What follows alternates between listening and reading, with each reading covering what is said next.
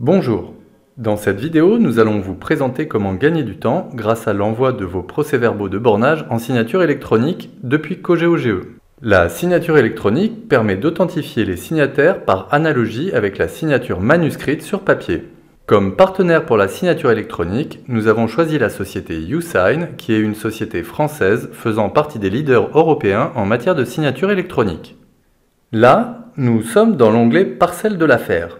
Nous voyons que je suis le géomètre expert responsable de cette affaire et que nous avons deux parcelles. La parcelle principale du client de l'affaire, M. Louis Fresquet, et la parcelle du riverain, M. Christophe Percepied. Je vais passer dans la GED de Cogeo, dans laquelle on va retrouver le PV au format PDF qui a été généré automatiquement à partir de la modélisation des parcelles. Je vais maintenant fusionner ce PV avec le plan associé. Pour faire cela, je vais faire un clic droit fusionner et dans cette fenêtre de fusion, je vais pouvoir faire un glisser-déplacer du plan pour fusionner les deux PDF.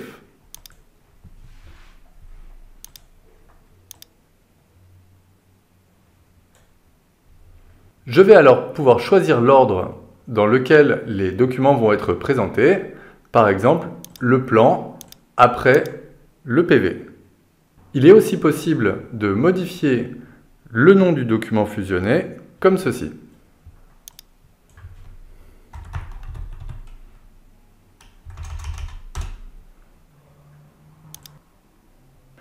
Maintenant, en faisant un clic droit sur le PDF du PV fusionné, je vais pouvoir envoyer celui-ci en signature électronique.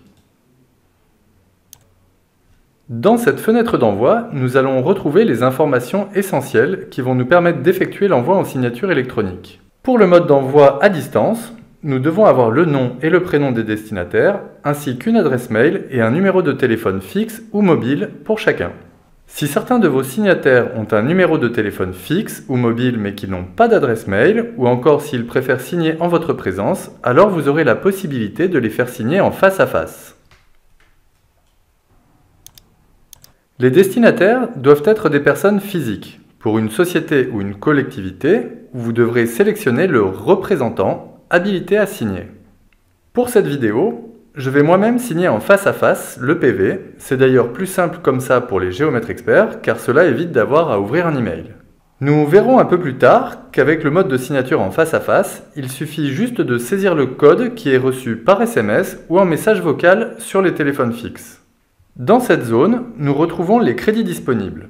Il est important de savoir que quand le processus est terminé, seules les signatures validées décomptent réellement un crédit. Les crédits préalablement attribués à des signataires, qui finalement ne répondent pas ou refusent la signature, sont alors restitués. Depuis cette fenêtre, je vais aussi pouvoir générer un exemple pour visualiser où seront positionnés les macarons de signature électronique à la fois sur le PV et sur le plan.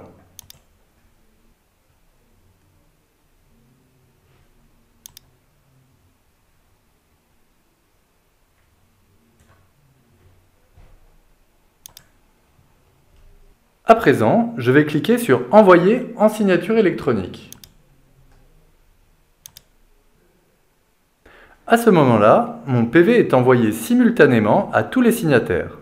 J'en profite pour vous dire que dans cette vidéo, nous envoyons un PV de bornage, mais avec Cogeo, je peux aussi envoyer n'importe quel type de document qui nécessite une signature électronique, que ce soit un PV d'implantation, un contrat, un devis, etc.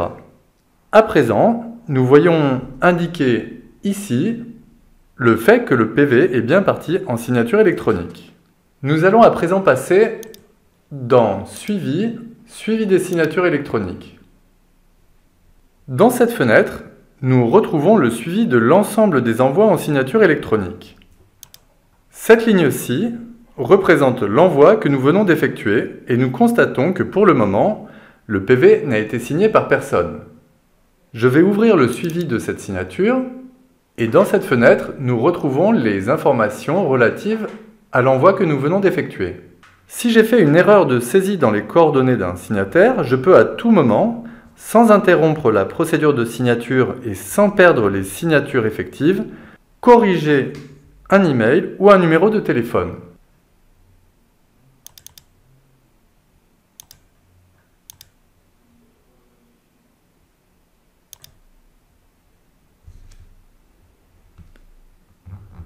Je peux aussi, au besoin, changer le mode d'envoi pour passer du mode distant au mode face à face par exemple.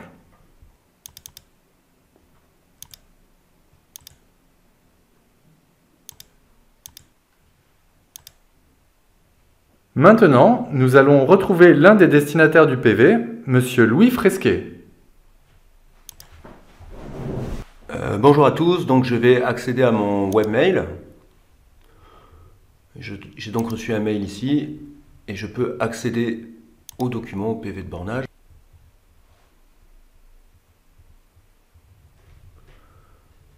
Donc je défile le document en entier et je me rends compte au final qu'il y a un manque d'explication, donc je vais refuser de signer.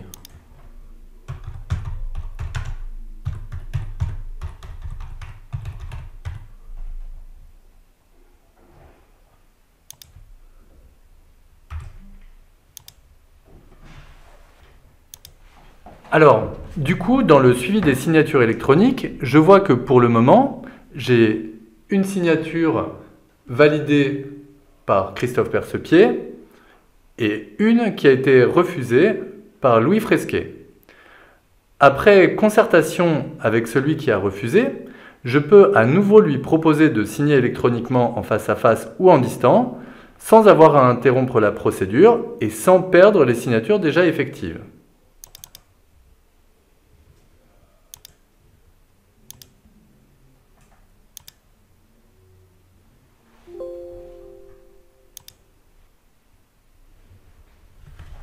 Ok, donc je réaccède à mon webmail car Gaël m'aura envoyé donc le PV de bornage.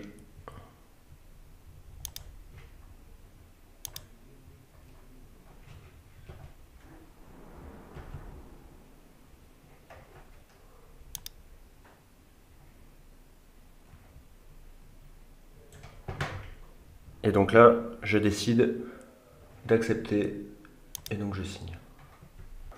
Je reçois un SMS avec un code sur mon smartphone et je signe. Merci Louis. Maintenant, il ne manque plus que ma signature sur le PV. Donc je vais le signer à mon tour en tant que géomètre expert.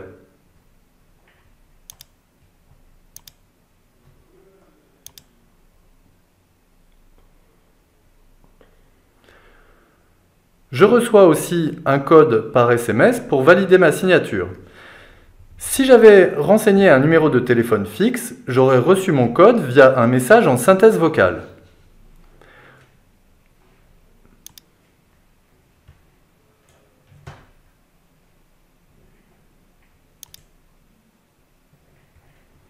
J'en profite pour vous montrer que pour ceux qui le souhaitent, il est possible de dessiner une signature qui se substituera au macaron.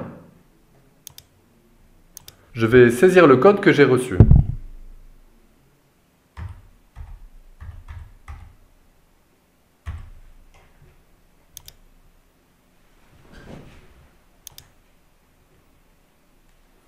À présent, dans le suivi des signatures électroniques, la ligne de suivi correspondante est passée en vert, car la procédure est terminée avec succès. Depuis ce panneau, je peux faire un clic droit sur cette ligne pour aller voir l'affaire. Depuis la GED, je peux voir que mon PV a bien été signé grâce à l'icône avec la médaille et je peux ouvrir le PDF du PV signé électroniquement.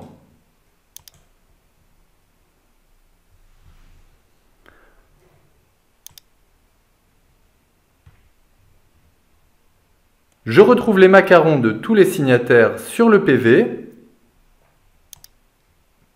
ainsi que mon macaron de signature sur le plan.